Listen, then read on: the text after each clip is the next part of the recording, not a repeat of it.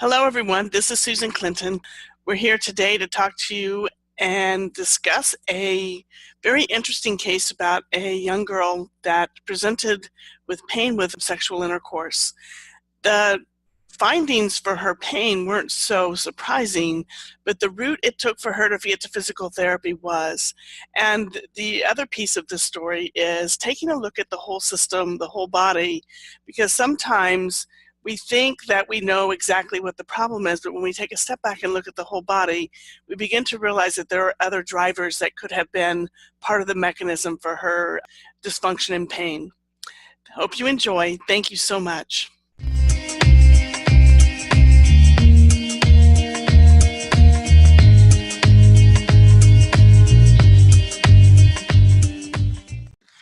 Hello, everyone. Welcome to Tough to Treat. This is Susan Clinton and my co-host, Erica Mello. And we are here today to talk about another kind of women's health patient that really turned out to be an orthopedic patient.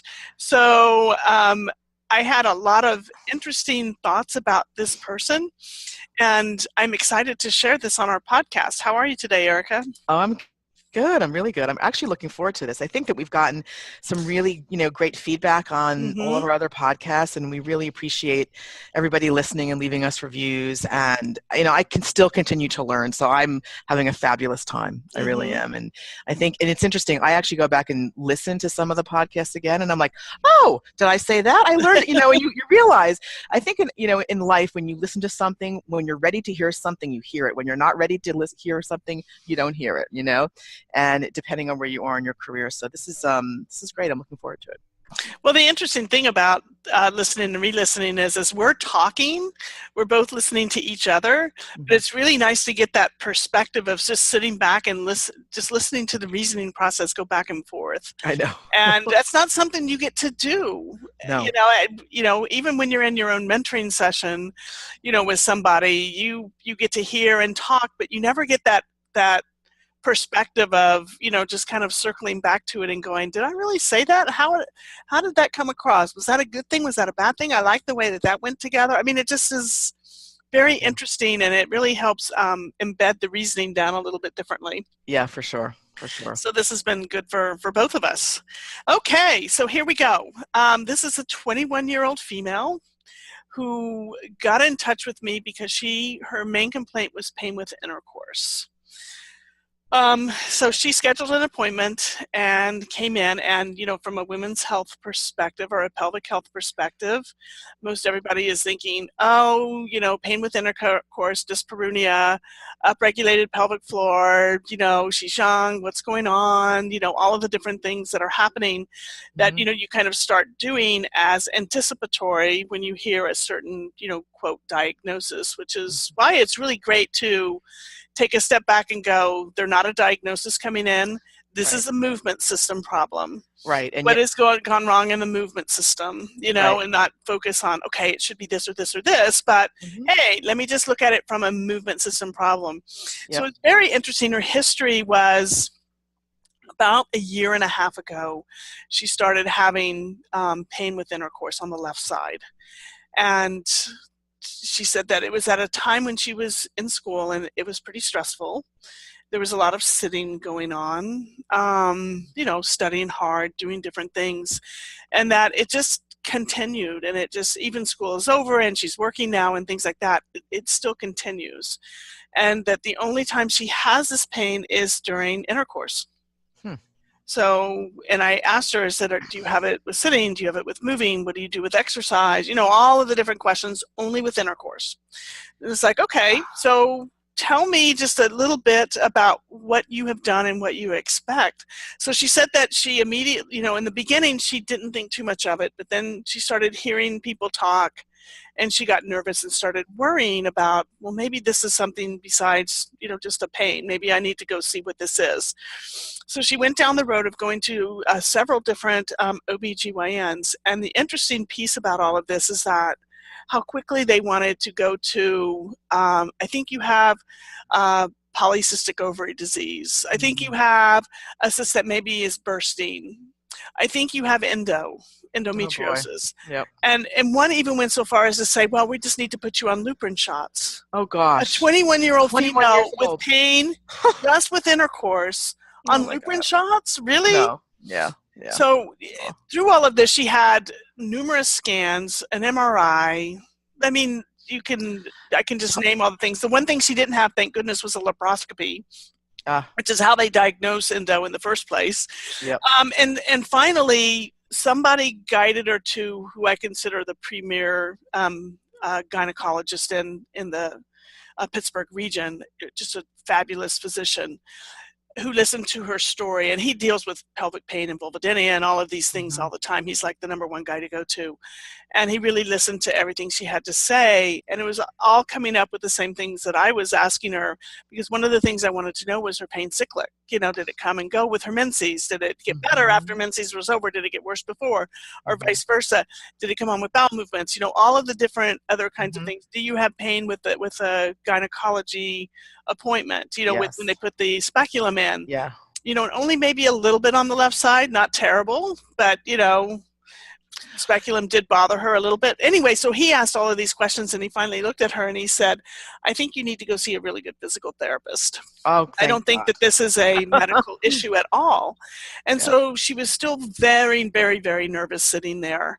And, you know, so we were talking and, you know, talking about, yeah, this was great that he said that and this. And I said, so after all of this is said and done, you know, we're going to do an exam and move around and see what we can find here. But what are you really, really, really worried about? Like, you know, what's happening here? You know, are all your questions answered medically? Or, you know, she said, and so she just like broke into tears. She said, what I was really worried about, and I think I still am a little bit, is that this is going to impact my ability to have children sometime down the road. Oh boy. Yeah. Wow, right? Wow. Yeah. Yeah. Wow. You know, and she hadn't expressed that before. Yeah. It was running in the back of her mind. And so it was really nice to be able to say, but you know, that you had found this great doc who, if there was anything to follow up and work up on that stuff, he would have done it. You know, so let's see what we can figure out. Because I told her, you know, I said, it sounds mechanical to me, but let's go see what we can find.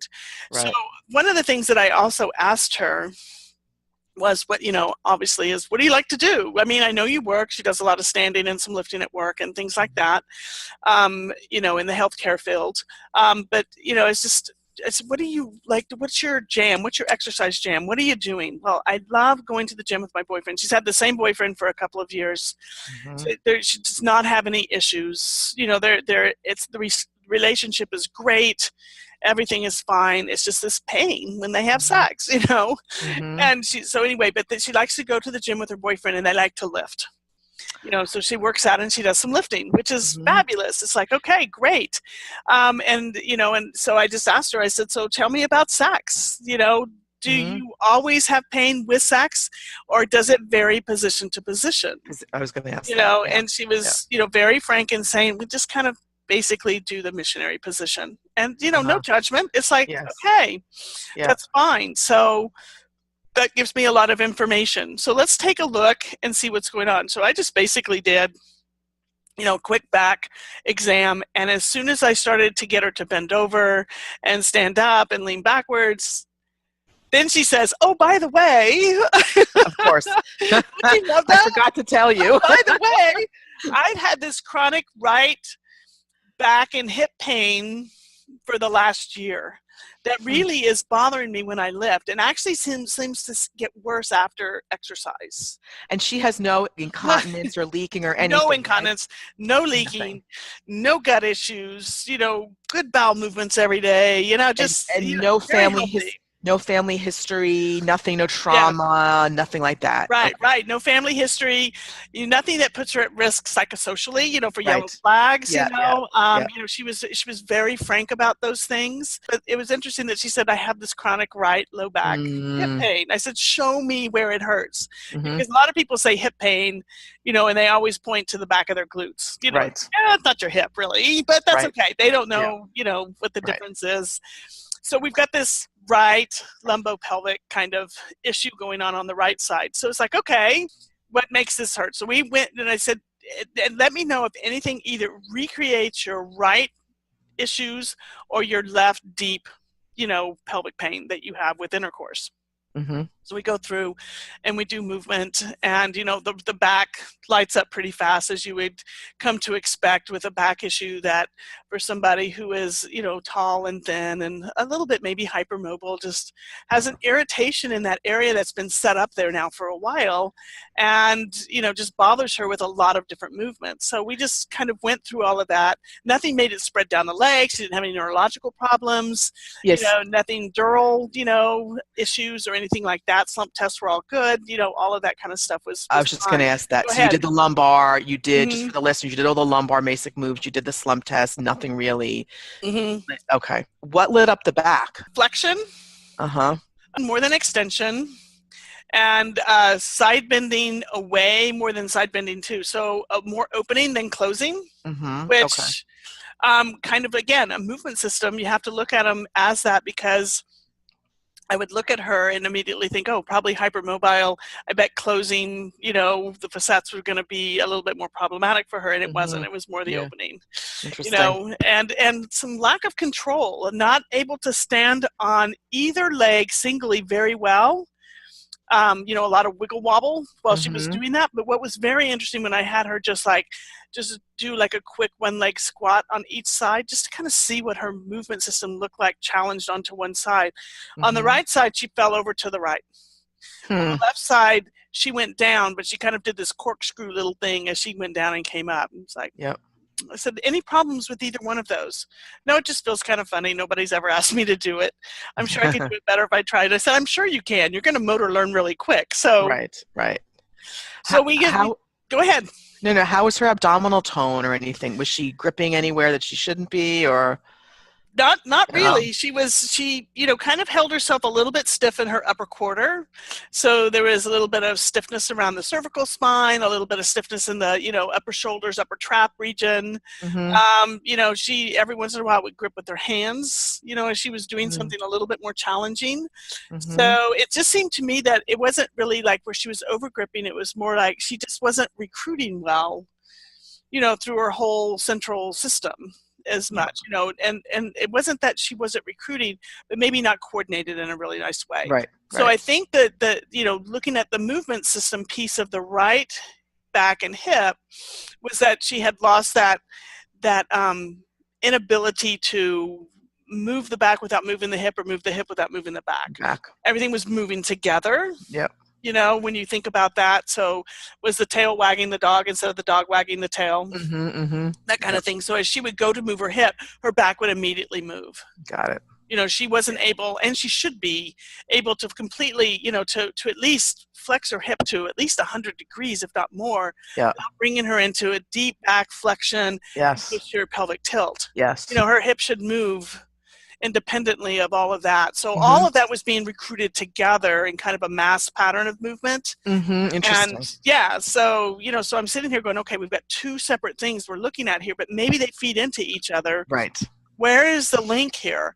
So I got her on the bed, and, I wanted to just isolate and look at some joints and see, does this right hip really bend? When I get her on her back and I can keep her back still, can I get the hip to bend? Yes, of course. Everything moves very nicely. It's that mass pattern of movement. So I got over and, checked, range of motion, looked at everything. And I went over to the left side and I checked, and it was very, very interesting. She had very limited left internal rotation. Oh, interesting. Compared to the other side. So, and she has she has pain when she has sex laying on her back, the missionary position. And so I tested again, and it was, and, we did a little, hold, relax, can we get that moving a little bit? And I said, while you're in this position, show me how you are with sex. I mean, just kind of see if you can put your legs in the same position and do it. And she goes, well, this is kind of what I do. She rolls over onto her right side a little bit, and then she starts to internally rotate her left hip. Interesting. Very interesting. Yeah. Like, okay. So I said, are you willing to have a pelvic exam? I want to palpate some muscles and pull out the pelvis. And I showed her where we were going. I said, I don't think it's a problem with these muscles. And I have the pelvic model and show her the levator ani muscles. I think it's the left obturator internus. Internus. Yeah, right. Which is an external rotator. Right, right. So if it's tight, it's not going to internally rotate very well. Right. So, yep. And I'm thinking, okay, left side, let's see. So as I go in and start to do the exam, as I start to move over to that left side, you can just see all the guarding and everything come up. A lot of the left leg actually adducts and internally rotates. And I said, is this your pain? And she said, this is exactly what happens in sex. So is she protecting? She's protecting, and it's painful to touch. Yes. So got it. So as I got her, I said, okay, I get it. So I'm going to back off, but let's see if we can't just get you to find a way for this to not be painful to the touch. Okay, so we just kind of played around and got her to understand that if she could actually let her left leg drop into a little abduction and external rotation. She felt better immediately. So why was she doing that? Right. So yeah. I'm not real sure. We talked a little bit and I said, by chance, do you happen to sit, what kind of a chair do you sit in at home when you're studying and doing things, And so do you sit on the couch? Do you sit in a chair? Where's your go-to place? Yeah. So her go-to place to sit is to sit in this big chair with her legs windswept to the right. Of course. Makes sense, right? Yes, exactly. So she's developed, she's just developed some patterns in there, and it's painful. And so because it became painful, now the guarding response is such that she's trying to keep anything from coming near that left side. Yeah. Instead of letting it go and just allowing it to happen, she set up this protective mechanism. And so it feeds into the tenderness rather than, so we did some stuff. I had her do some gentle hold, relax, and do some different things with her legs. And, we did some movement stuff. And I said, let's try again and see if you can't breathe through this.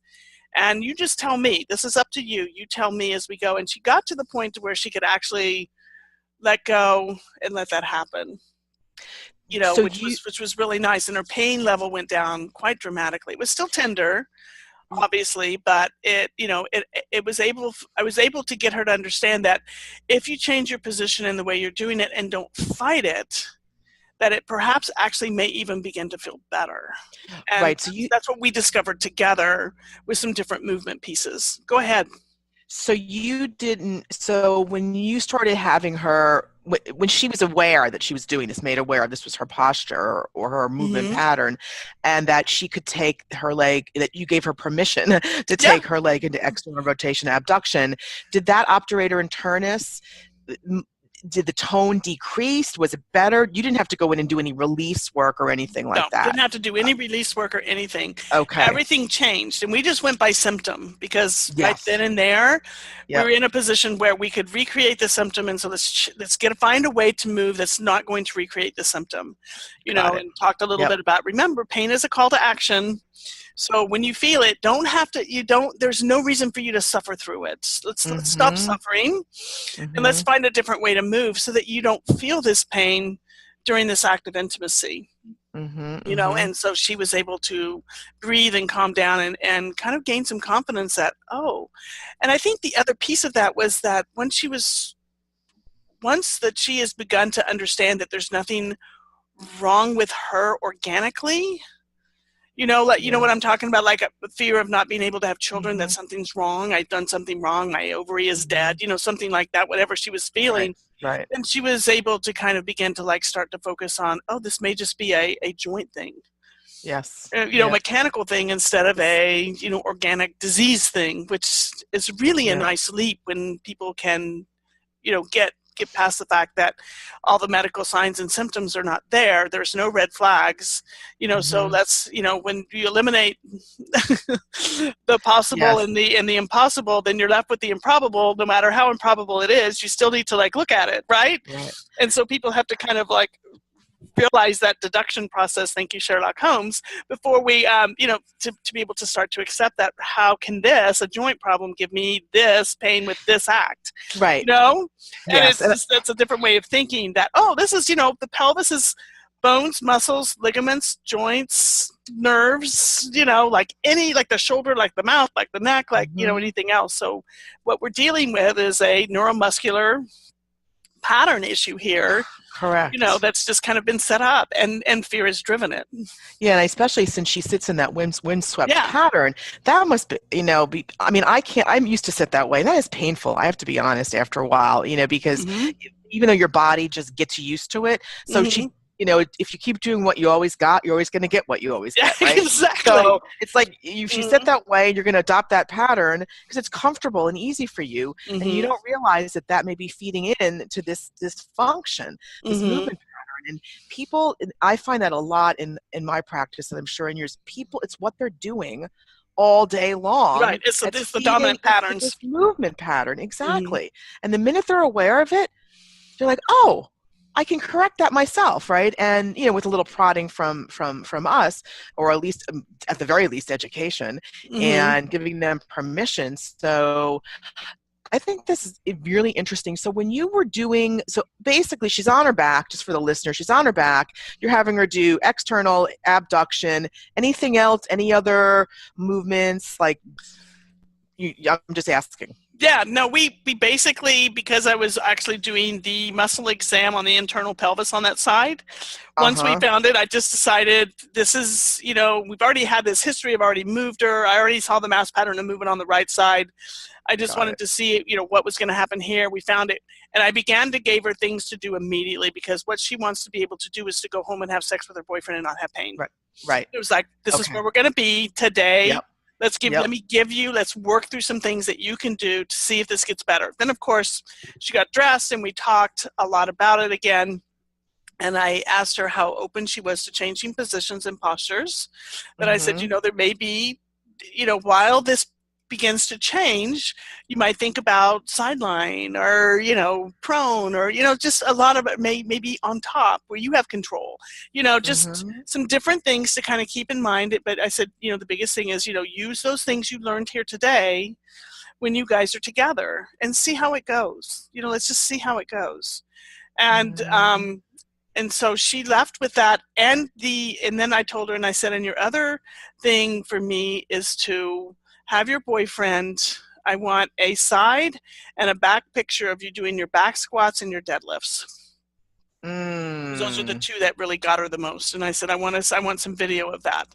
So, I said, just throw it in Drive and invite me in, but please do that over the next couple of weeks. And then, of course, call me or email me, let me know how things are going. So, to make a long story short, in 2 weeks she came back. And I had the videos, and I was able to watch the videos quite a bit, and it was great that she sent them. Yes, so so the videos, I'll just tell you what I found. On her back squat, as she starts to go down, her left leg begins to go into internal rotation, and her right leg, believe it or not, Ripley, right? You can just see the windswept position. Right. Oh, my God. All the way over on the side of her foot. Oh, my Lord. All the way over on the side of her foot going down. How she manages it, I have no idea, but she does it. And so then she shifts off back over to the left. So now we're getting compression into the left hip. And, you know what I'm saying. It's just like this thing. And so, and you can see it from the front and the side. And then she doesn't lean forward. She doesn't hip hinge. She bends over, to do the squat. So she bends at her back first, and then she kind of goes down, rather than kind of dropping the pelvis and, going hips and knees together and going down, so it's just a technique that she figured it out. This is how she could do it. And so this is what she does. And of course she has pain, right? And you could tell from the video when she was hurting more, because you could see what she was trying to do. She knew it hurt. She was trying to figure out another way. She just couldn't do it. And then on the deadlifts, it was even more apparent, because she would really do a lot of trunk flexion to get down to the barbell. And she was using a lot of trunk extension to try to stand up rather than using her glutes. And some good strong leg muscles, and it was just a matter. And then again, the same kind of thing, that shift off to the right. And you could see it even more because there was a mirror. Her boyfriend did a great job because he caught her in front of the mirror too. So you could see what her head was doing, side to side. Yeah. And so, so I had that. And as she came in, the first thing she said to me was, "I'm not having any more pain with sex." That's fabulous. Well done. It was like, congrats. And I said, "You did it. Good for you." That's great. I said, "How's your back and your hip?" "Well, it's still hurting." And I said, "Are you willing to you want to go ahead and see if we can't make this better too?" She goes, "Yes." That's great. Let's do it. So, That's but great. so we she and I told her, I said, "Don't be afraid of flares. Every once in a while, this may come back again, but at least you know what it is now, and you know how to kind of get yourself out of it. And as you get stressed, or if you kind of find yourself posturing or positioning, in a chair a certain way for a long period of time or whatever, and this comes back, please don't worry. Just do your things. If you need to get into trouble, come back and see me. We'll talk through it again and see what we can figure out. But for now, let's just go." And she goes, and it didn't hurt in the missionary position. So that just told me that I'm not going to do this is the way I want to have sex with my boyfriend. And it's fine with me. Totally fine with me. It's like, great. That's perfect. Even better, because you didn't have to do things different. You could go back to what you really wanted and know that you could have a much better experience. Right. So after that first visit, she went home with basically awareness and ideas. So you weren't giving her specific movement exercises, correct? After the visit? The only movement exercise I gave her was permission to change her position in the chair. Yes, of course. Right. And I told her, I said, "I don't care that you sit that way. I care that you sit that way a lot." Right. So I want you to come up with a couple of strategies for changing your position in the seated, in your chair. And so, roll a ball, usually it's just now computer work that she does. And it's like roll a ball underneath you and sit on that for a while, put both feet on the floor, sit cross-legged, do some different things so that you're not just sitting with your legs tucked up under you to that side. Right. And because of the way she positioned herself in windswept, she wasn't quote unquote stiff into external rotation or abduction, was she? No. Okay. She was actually stiffer going into the direction that she wanted to be. Yeah. Which is interesting. Yes, it is. It's so she would twist her trunk, which would take her out of it somewhat, but then that would feed into the right hip and low back pain.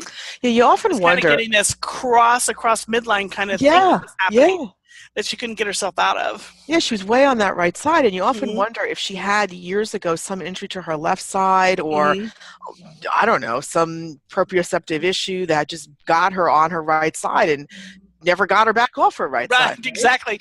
No history that she could remember of anything, anything orthopedic, which is why she failed to recognize, she just was like, that's why she was kind of spinning in this back pain, right, hip pain, what is going on. When people have pain with sex, they immediately think, gynecology first. And that's not unusual, but that's what happens, especially if you've never really had, a lot of aches and pains, sprains, other than the general garden variety. But she never really had like a knee injury or a hip injury or, foot injury or anything that you would think would keep her from doing it. Just, sometimes people just tend to sweep over to one side. And a lot of times it can be just environmentally driven. It's a position she probably has been curling herself up in since she was a little child. Yep. I would bet you $1,000 that she's been sitting that way since her teenage years. Yeah, I'm sure. For sure, because it was just so ingrained in there. So anyway, so you can imagine what we did with the right hip and low back pain. We've talked about this 1,000 times, you and I. I had her watch the video with me and showed her, and I said, here's what we need to, let's change this right now. So we got her changing how she hip hinged for her deadlifts and for her back squats. And I said, your job is to keep your feet flat on the floor. If you need to come out further to do that, that's fine. I don't care. I just want both feet on the floor so that you're not off on the side of your foot. Just give it a try and see how far you can go. And I told her, gave her the cue for the mirror. I said, I'm not big on the mirror other than watch your head. Because you can see in this, she goes, yeah, my head goes way to the right. I said, just keep it in the middle. Very interesting. And I said, and you're just going to have to give yourself permission to maybe not go as deep or go as far. But I said, pain needs to be your guide. Make that symptom your guide. Snuggle up next to it. try not to push through it, because pushing through it hasn't made this better. Right. Let's like start using it as a call to action, and let's find ways for you to move, do these activities that you want to do, but not have it be painful. Yep. Yeah. And so once she had the permission to no pain, no gain, to throw that away, you know, she's gone on to do her thing. And I told her, I said, maybe a day or two before you come in, shoot me some more videos. Let's see how it's looking. So I have talked to her by email once, and she said things are going pretty good, that her pain seems to be, if she goes too deep or she pushes too hard, it starts to bother her again, but it's much better than it was. And to remember all the things she needs to remember, she goes, I feel like I'm learning to lift all over again. It's like, well, there's that frustration when you start changing patterns. It does feel a little bit slower and more awkward, but, you know, just kind of hang with it, because I think that your performance will actually improve. Because she was to the point where she couldn't get past, you know, she couldn't get to a new PR. Well, the thing is, like, because she was hurting, you know. Hurting. Yeah, and one thing fed off the other. And in your opinion, do you find that women who come in with these types of issues, initially a women's health related issue, and I know I think I know what your answer is going to be, but do you often find that you are treating the pelvis directly less and less? Yes, I am. Yeah, I am, because I like to really see how the whole movement system is impacting everything first. Yes. Then I don't have to, my bias then is there anything else? Do I need to go in and confirm some biases that I may have, or refute some biases that I may have? With her, I could have sworn it was going to be an upregulated pelvic floor. It was not. It absolutely was not. It was a hip muscle, system that just was painful. It wasn't upregulated. The obturator internus wasn't terribly, where people will talk about it. Well, it was in spasm. No, it really wasn't in spasm. It was just tight and guarding. It was over-recruiting on that side a little bit. And, but it was funny, because what she would do to protect herself would be antithetical. She wouldn't go into that position where the obturator was tight and guarding, right into external rotation. She would go into internal rotation where she couldn't move as well in a deduction.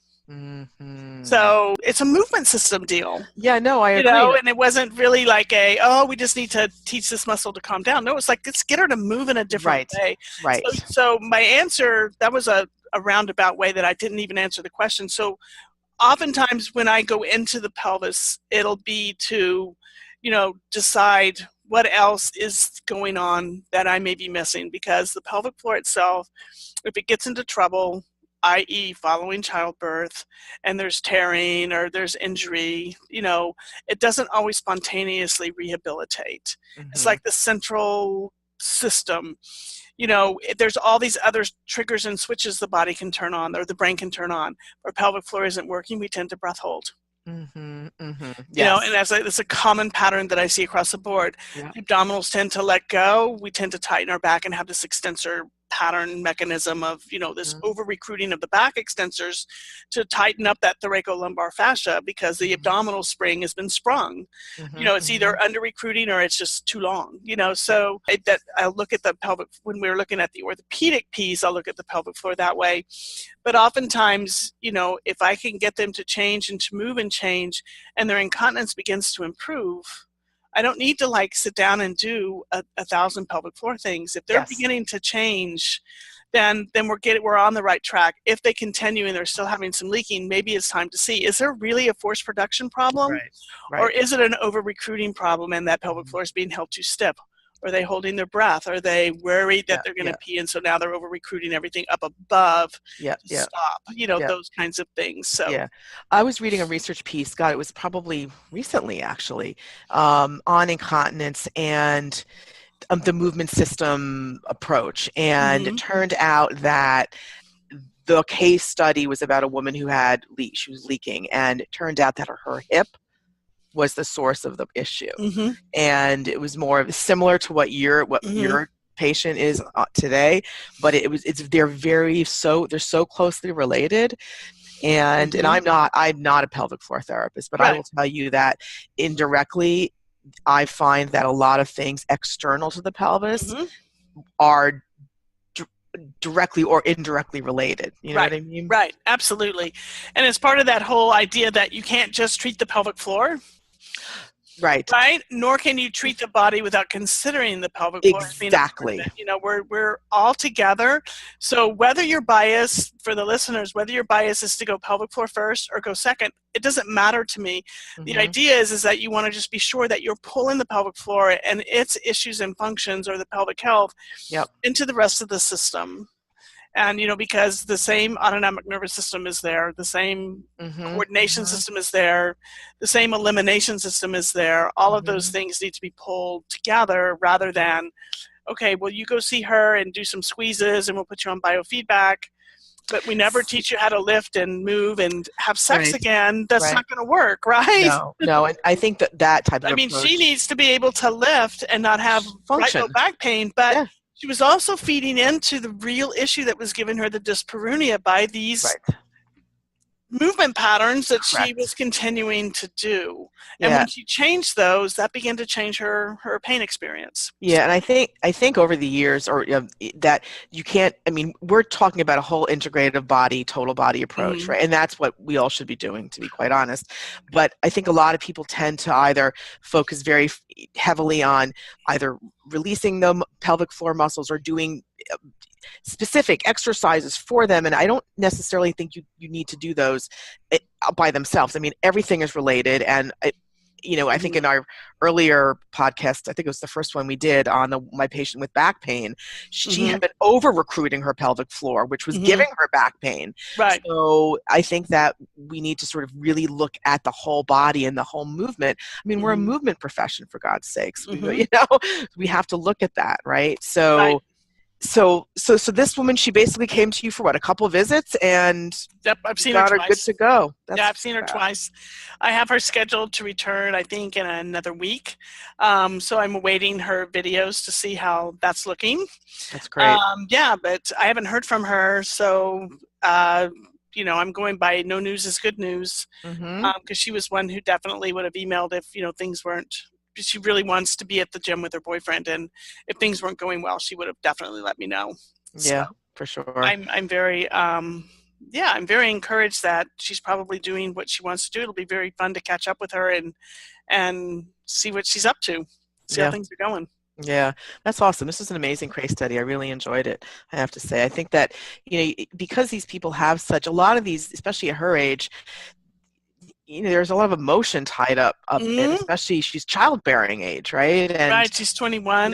Obviously looking forward to moving forward with her boyfriend towards marriage at some point and having a family. It's obviously extremely important to her, because the fear that was being driven around her pain was that something was really organically wrong with her. Yeah. To the point that I will never be able to have children. So that's a very deep hidden fear that it's, to her credit that she was able to begin to move through and identify that out loud.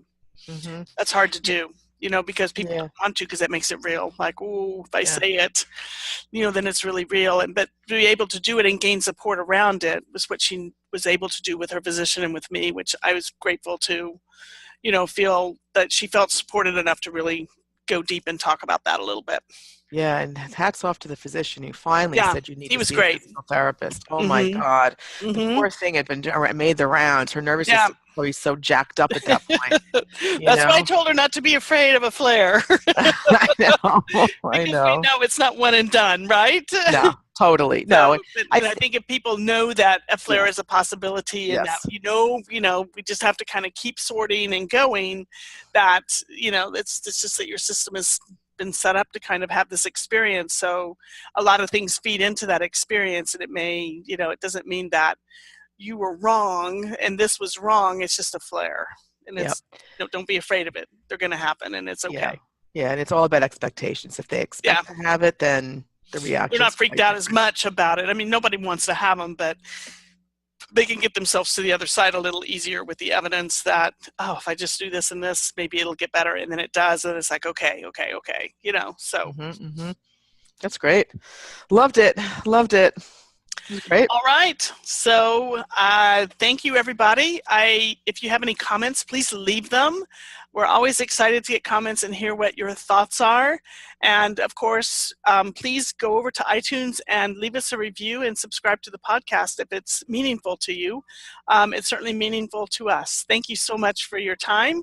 Have a great day. Bye. Thanks, guys.